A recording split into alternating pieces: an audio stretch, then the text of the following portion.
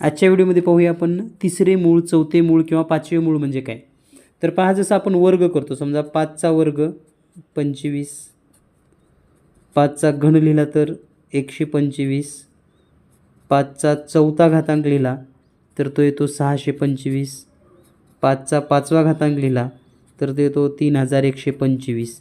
तर हे जसे घात आहेत तर याच्या विरुद्ध क्रिया म्हणजेच वर्गमूळ. जसं आपण वर्गमुळात 25 लिहितो, याचा अर्थ असाही आहे की 25चे दुसरे मूळ म्हणजे 1/2 बरोबर 5.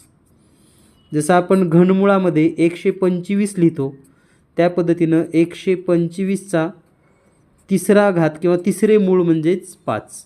डायरेक्ट जर आपण पाहिलं तर 625चे चौथे मूळ म्हणजे घातांक 1/4 आणि उत्तर येतं 5.